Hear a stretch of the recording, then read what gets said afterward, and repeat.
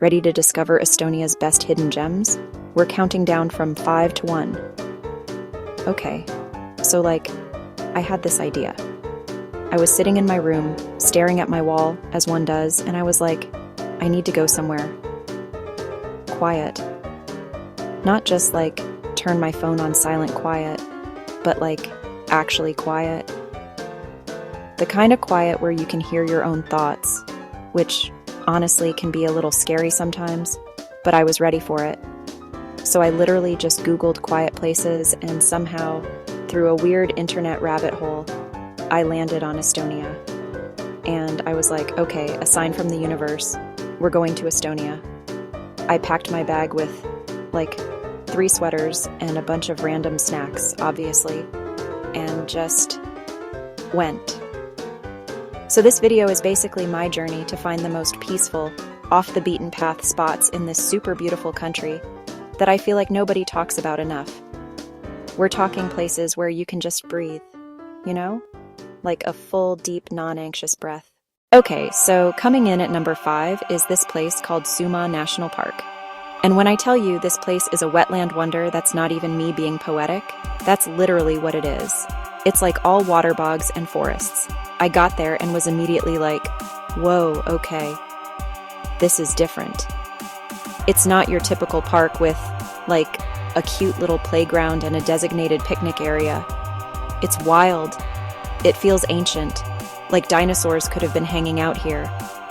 The main thing everyone told me about was the 5th season. I was like, what do you mean 5th season? Is this a fashion thing? But no, it's when all the snow melts in the spring and the whole entire forest just floods. And it's not like a scary, disastrous flood. It's a beautiful, calm flood. The water rises and you can literally canoe through the trees.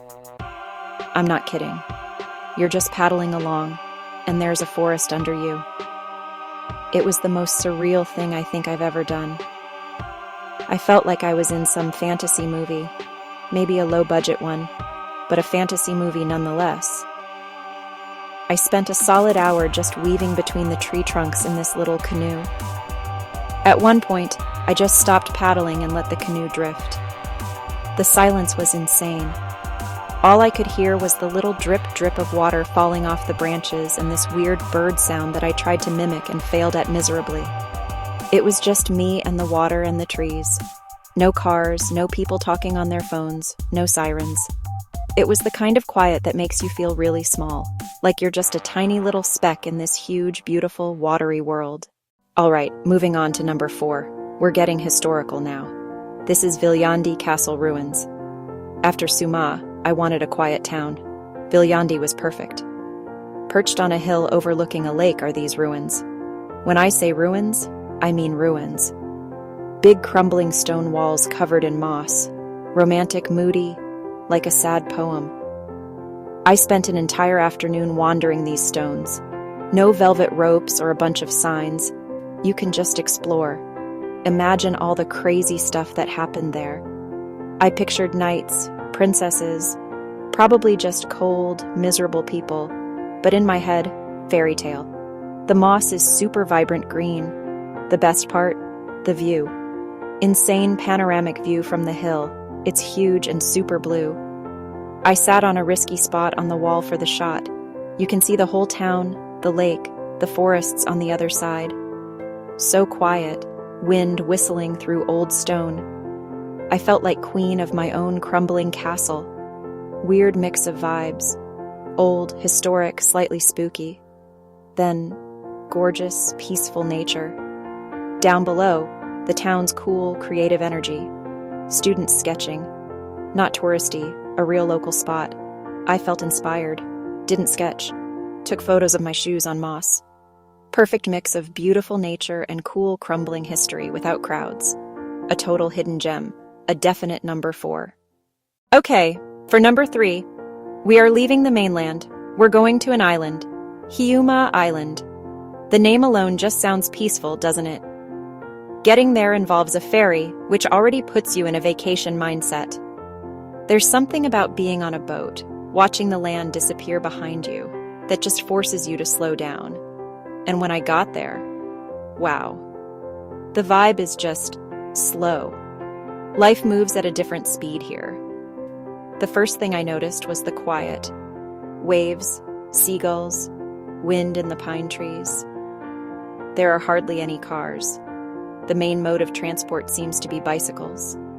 I rented a slightly rickety but charming bike and started pedaling with no real destination. The whole island is covered in lighthouses. There's the Kopu Lighthouse, which is one of the oldest in the world.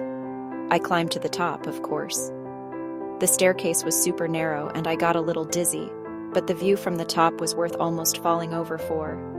I spent a whole day lighthouse hopping on my bike. I packed a little lunch, bread, cheese, and just had a picnic on a random beach I found. There was literally no one else there. The villages are tiny and cute. I found a cafe that was basically someone's living room. I had coffee and homemade cake and just listened to the clock ticking.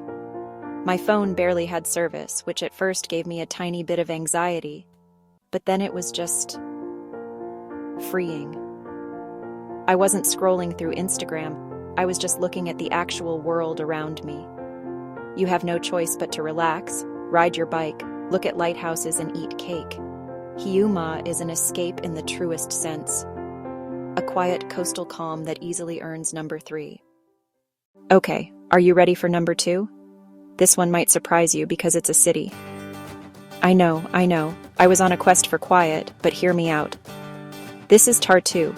It's Estonia's second biggest city, but it feels more like a big, cozy town. It's a university city, young, intellectual, creative vibe, but without the chaos of a major capital. The Old Town is where it's at. It's just lovely. Unlike Tallinn's Old Town, which can be super crowded, Tartu's Old Town feels like it's for the people who actually live there. Pastel pinks, yellows, blues. It's so cheerful. I literally just spent a day getting lost on purpose, wandering down random alleys, seeing where they would lead. Every corner you turn, there's something cute to look at.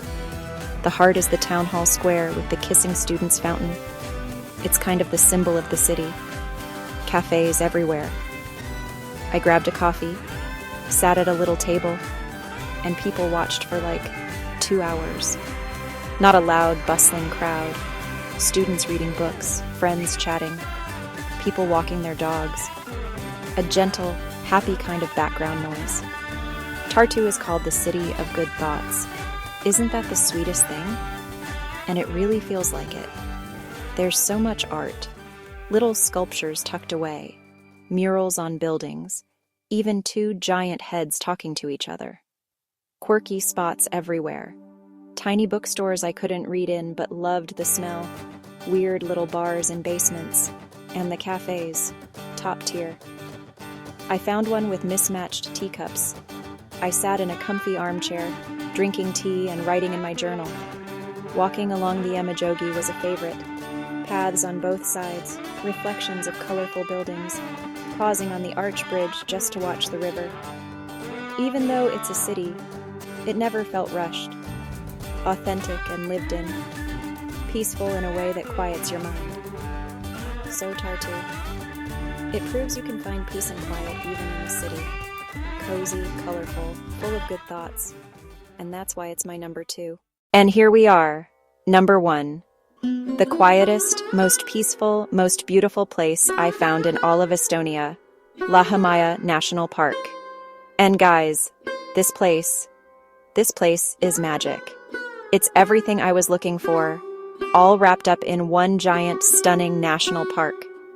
It's Estonia's first and largest national park. Dense forests, rugged coastline, spooky bogs, historic manor houses. The name Lahemaa means land of bays. The coastline is just stunning, not one long, straight beach. A series of little bays, peninsulas, and giant glacial boulders scattered everywhere. Massive moss-covered rocks in shallow water. Fine pebbles and waves lapping against ancient stones. The silence was profound. Then you go inland. Deep pine forests. The trees are so tall. The floor is covered in soft green moss. The light filters through the canopy in beautiful rays. I hiked for hours without seeing another person. It was just me and the trees. All I could hear was the crunch of pine needles and the wind sighing in the branches above. So peaceful it was almost eerie, in the best way. And the bogs. Similar to Soomaa, but even more vast and ancient. I walked for miles across Viru Bog. They have an observation tower. From the top, the bog stretches in every direction, so quiet and still. You feel like you're on top of the world, in one of the flattest places ever. What makes Lahemaa #1 is the mix of wild nature and elegant manners. It's so unexpected.